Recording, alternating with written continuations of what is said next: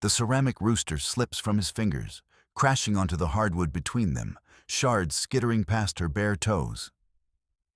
And he stays upright, watching the bright tail splinter without reaching down. She crouches, palm over the jagged pieces as if to keep them from racing further across the floor. Sun through the blinds draws narrow ladders of light. Dust motes drift lazily in their rungs. He stands by the counter, sleeves rolled to his elbows, watching the tiny crescents of glaze catch the glow before he turns back to the kettle. Nothing forces him to move. Gentle habit makes him reach for the spoon, stirring the coffee with the same slow, deliberate circles he's used for years. Between them, the house breathes familiar morning air. A faint hiss from the radiator, the distant rumble of a bus on Willow Street, the click of the wall clock marking 10. She taps the broom twice against the hardwood, bristles scattering powdered porcelain into a neat line to sweep into the dustpan. He looks over once, offers nothing but a sagging shrug, and the radio in the corner murmurs its soft rhythm, light music filling the hush that has settled on their mornings. They are not reaching for each other. They are not moving forward either. They go through the motions, a sweep, a stir, eyes flicking between the calm streaks of light on the floor and the fading rooster tail. Even in their quiet, the world feels complete, the rhythm of ordinary actions giving shape to the stillness. The kitchen lights flick on as soon as Alex walks in, his bag dropping by the cabinet with a thud. Mia is already at the counter, onion halves neatly stacked on the board, the knife moving in precise, automatic slices. She nods once when he says, "Hey." Alex slides open the fridge, pulls out a bottle of sparkling water and says, "The neighbor texted again. He wants the yard gate looked at this weekend."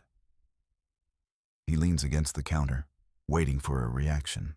Mia keeps cutting. The knife clicks against the board. "Sure," she replies, voice flat, eyes on the onion. "Tell him I'll swing by Sunday morning."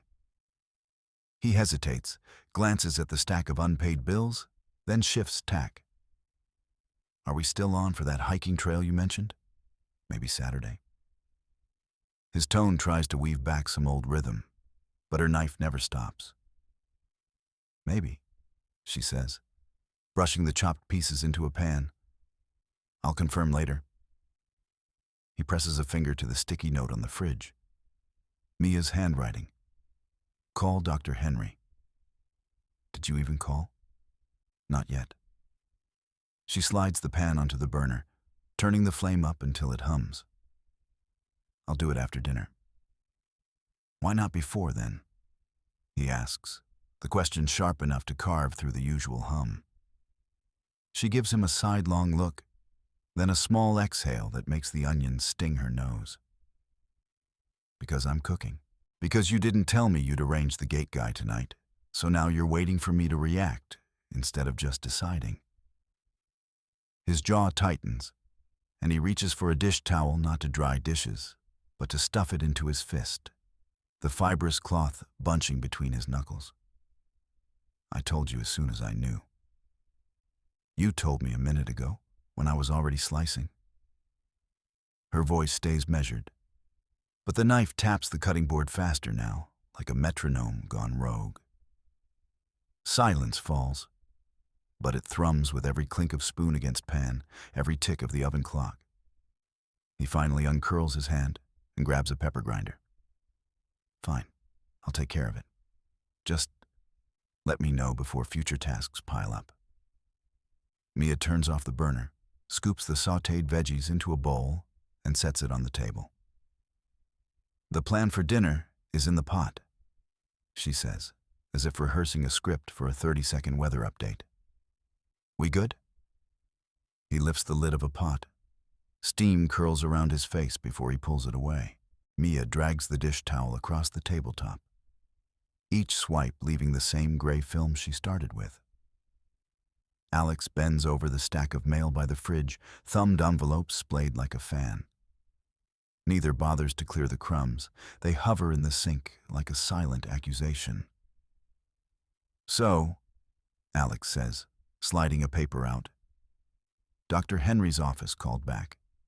They can fit us in Friday afternoon." He taps the calendar stuck with a magnet, eyes already drifting to the living room doorway, as if someone else could live here for a minute. Mia rests her forehead against the cabinet for a heartbeat before replying. "I'll confirm," she murmurs. "After dinner." She peels the corner of a receipt from the counter, fingers shaking slightly, then smooths it down as if pressing the tremor out of the wood. He opens his mouth to ask something, maybe what time, but closes it.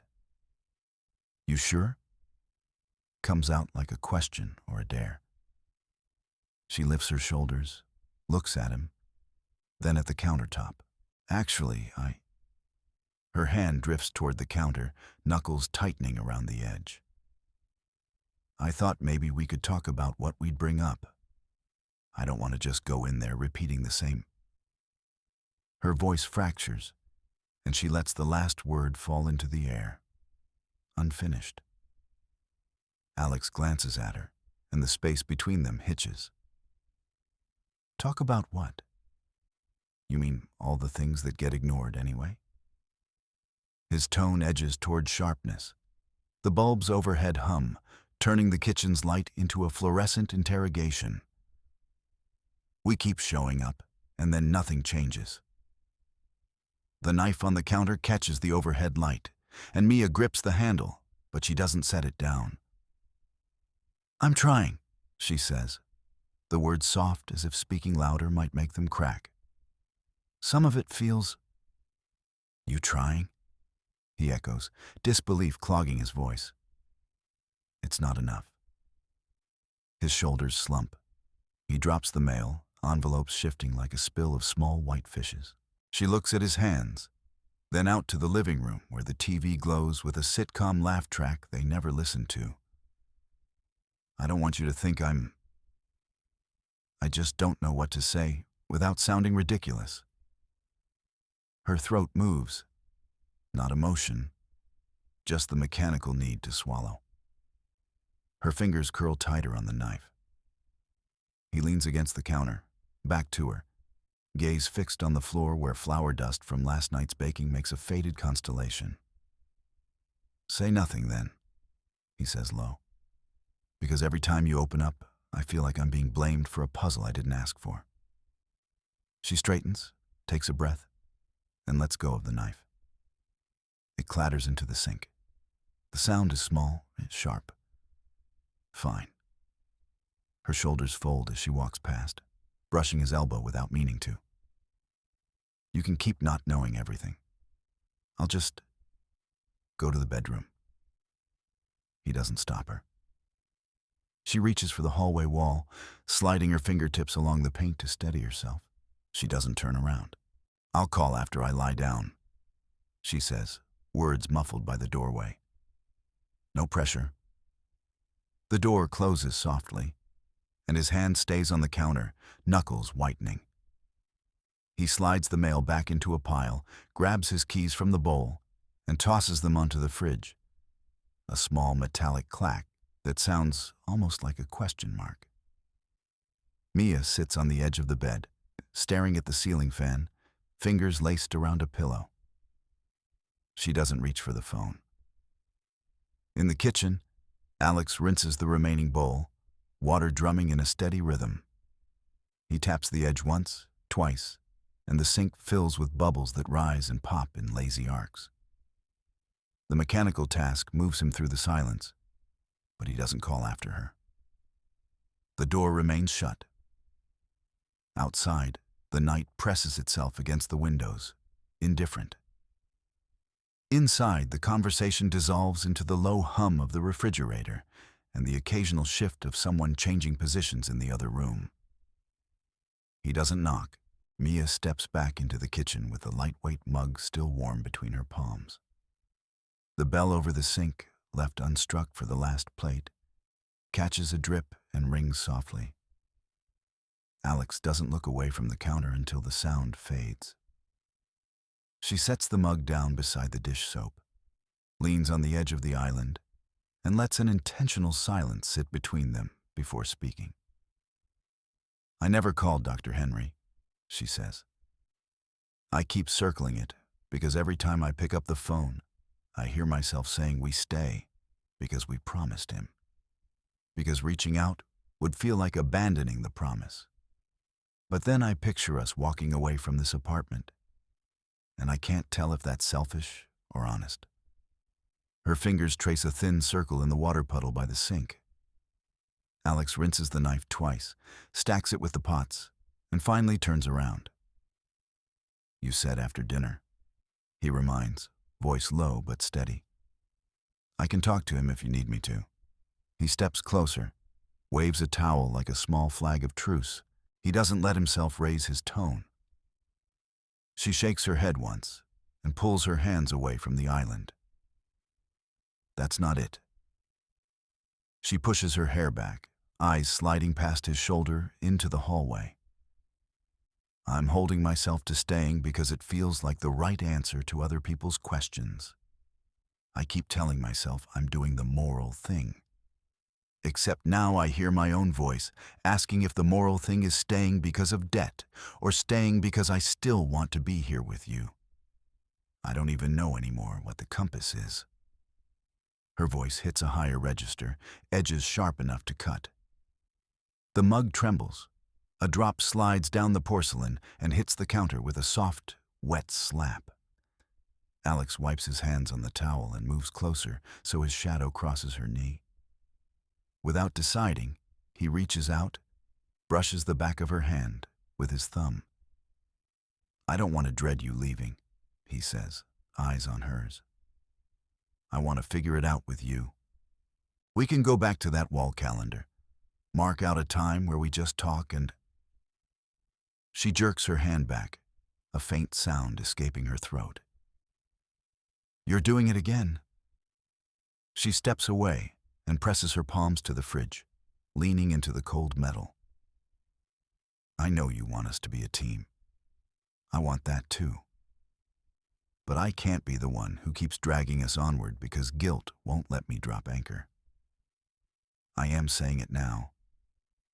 I don't know whether I should go or stay, and I don't hear a single answer louder than the others." Her breathing quickens. She digs her nails into the magnetic surface and leaves little crescents of pale paint. Alex watches her, the towel falling forgotten. "Then say it before, not after the guilt," he shoots back, tone raw.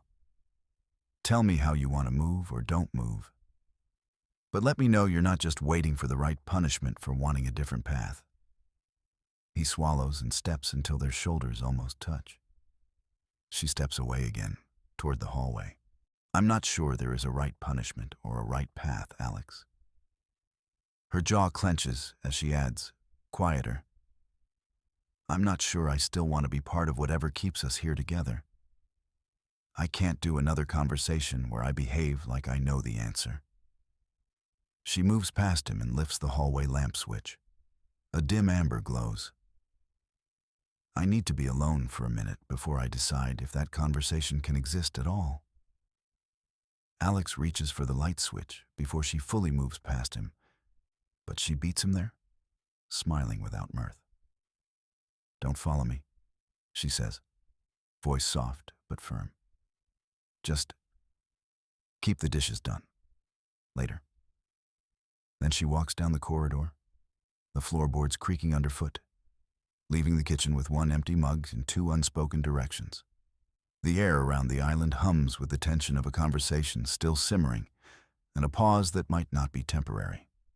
Alex sinks onto the edge of the bed, tray of tea wobbling in his hands. Mia has the blankets pulled over her knees, laptop closed, notebook face down beside the nightstand. He sets the tray on the floor, then reaches, hand hovering over hers before he stops. "You don't have to answer now," he says, voice low, trying to keep the weight out of it. I promised I'd help with the call if you weren't ready yet." Tell me when you're sure. Mia doesn't look up. Her fingers curl into the comforter. I said after dinner, she replies, words clipped. I meant because I knew dinner had to finish. I didn't mean I had to do it right then. I'm not ready now either. He sinks back against the headboard. I'm not asking for promises. Just enough to know we're still moving in the same direction. We aren't moving anywhere, she whispers. Not together. Not even in the same room.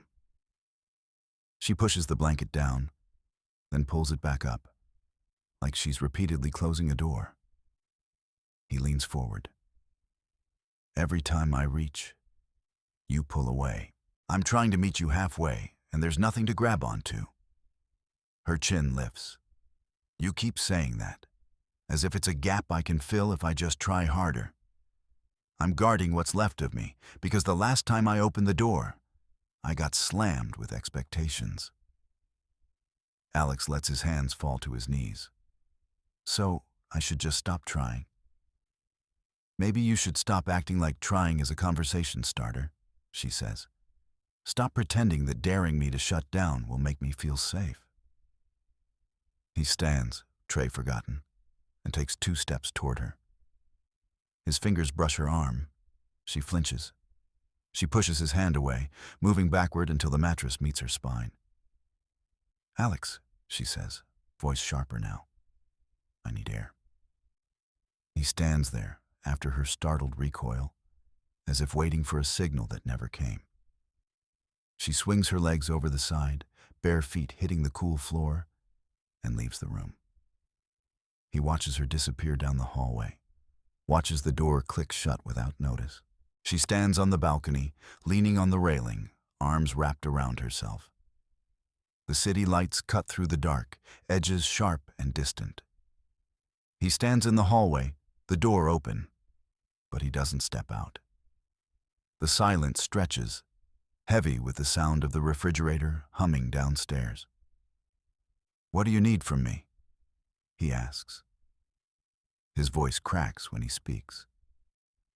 You need to stop asking me to do things with you, she says, eyes on the street below. Not because I'm refusing you, but because I'm trying to remember who I am without doing everything you expect me to do. The words land on him hard. He exhales, shoulders sagging. So, this is it? We just let the space grow until it swallows us? I don't know if I can say that we'll shrink it back together anymore, she replies. But I can't act like there isn't a wall either. It's not temporary. It's not a mood. It's what I keep finding whenever I open up. He goes back to the living room, but not to the bed. He sits on the couch with his head in his hands. He doesn't try to reach her again. I'll give you space, he says, voice almost a whisper. Thank you, she replies, without turning, her words distant. He sits there for a long moment, watching her silhouette shift through the glass, her arms still crossed. Then he pulls his phone from his pocket, opens the Notes app, and types the list of gate repairs they still need to finish. He reads, slowly, letting the words anchor him to something he can do without asking for anything in return. Down the hall, Mia slides the balcony door shut. The night air presses against the glass. She doesn't close the blinds. She rests her forehead on her forearm, eyes closed for a second, then lifts her chin and whispers into the dark, I'll call him tomorrow. Maybe I'll actually say it out loud. Back on the couch, Alex stands, carrying the tray, empty now, back into the kitchen, and washes it with a slow, precise rhythm. No words, no reaching, just the steady scrape of the sponge.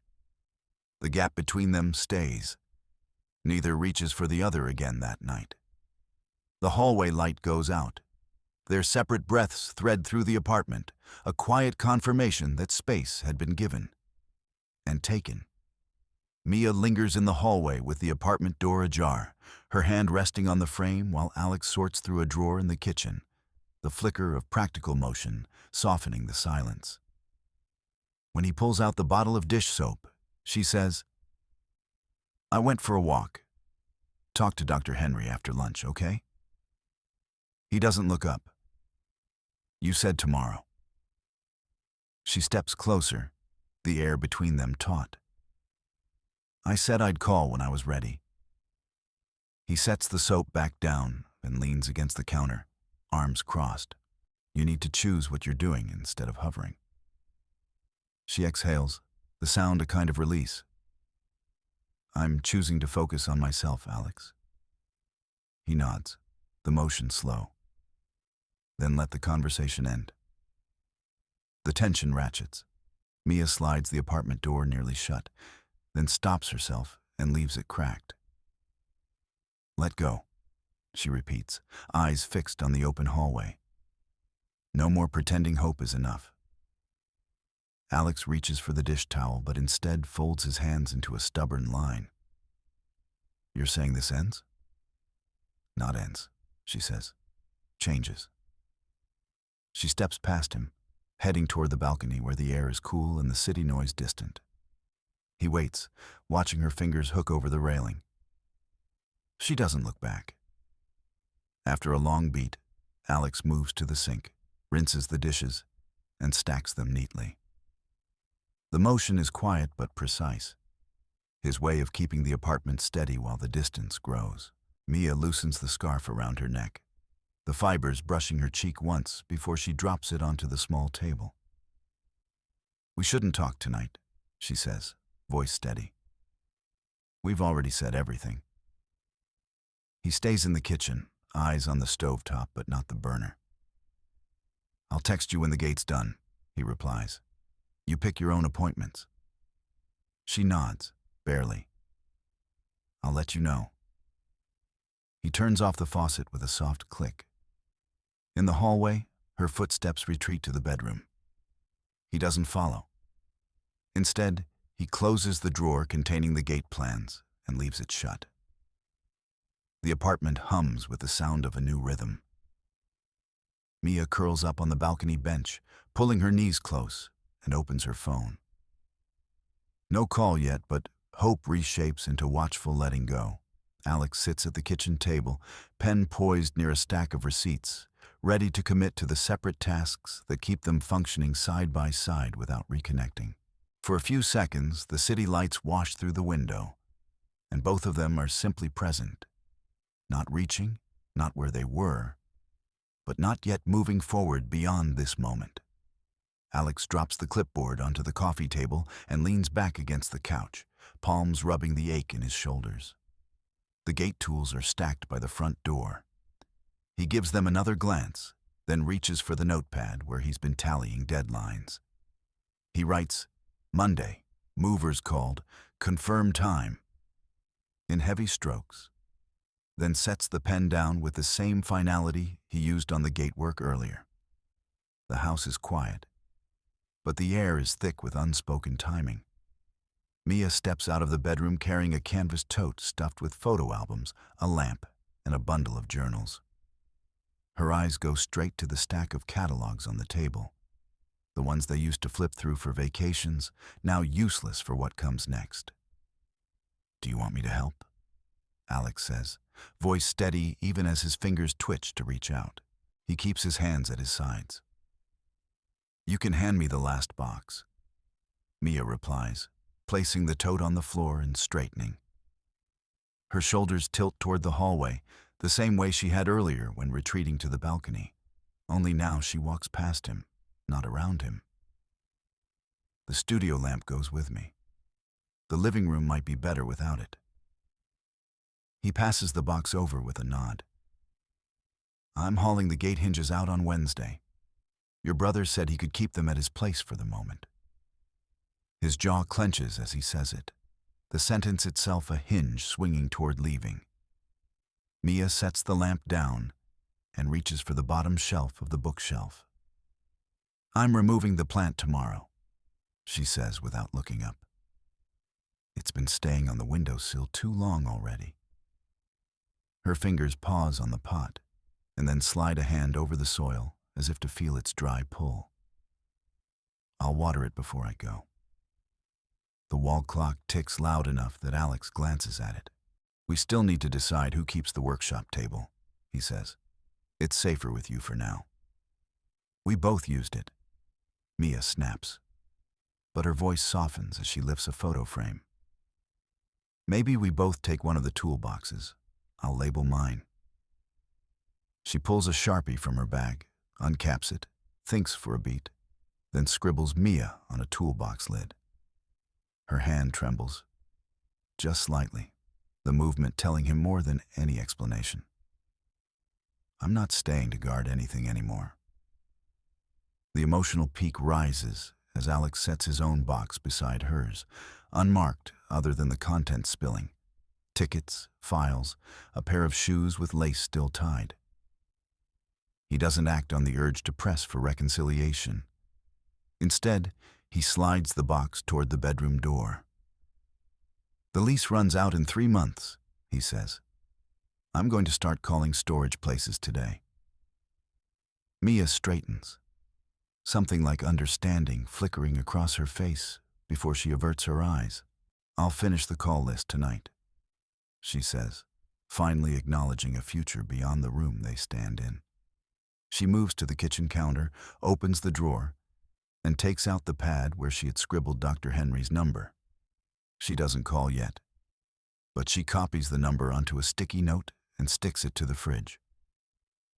I'll call him tomorrow, she says, soft but sure, and the words land between them like a readying strike. Alex bows his head for a moment, then wipes his palms on his jeans. Tomorrow, then, he repeats. He pushes the box toward the hallway, releasing some air from his lungs. Mia steps past him into the hallway, channeling the distance they've both been reinforcing. As she drags the tote toward the bedroom, Alex watches the way the hallway light catches her shoulder blades. She doesn't look back, but she doesn't slam a door.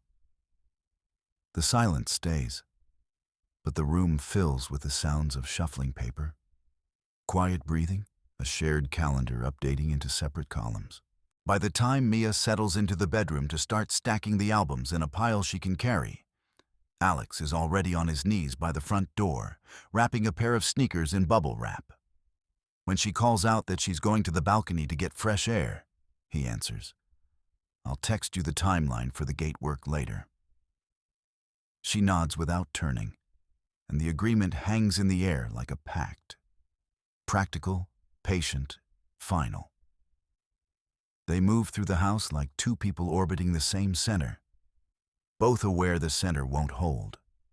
The boxes multiply, the plans grow more concrete, and the moments of tension about what stays and what goes gradually become a rhythm of working side by side without touching, without pretending the erosion can be fixed. Alex sets the last plate beside the drying rack, the water's thin hiss a steady metronome between them. He leans on the counter, eyes on the laundry basket piled with labeled toolboxes, a quiet ledger of all the things they once shared. Mia stands beyond the sliding door, fingers curled around the balcony rail, the night's breath making the city lights tremble below her feet. She does not look back when she hears his phone buzz. His gate message ready in the drafts he will send, the hinge orders locked for Wednesday. She only lifts her face to the dark and breathes once, letting the distance settle like a veil. He wipes his hands and leaves the kitchen without another word. Steps soft toward the hallway, where the mover's reminder waits on the fridge. Mia slides the balcony door shut with care, the click final. As the night folds around the apartment, the silence between them keeps the promise. No apologies, no trying again. Only the knowledge that they are already moving apart, and the stillness holds them in its unyielding truth.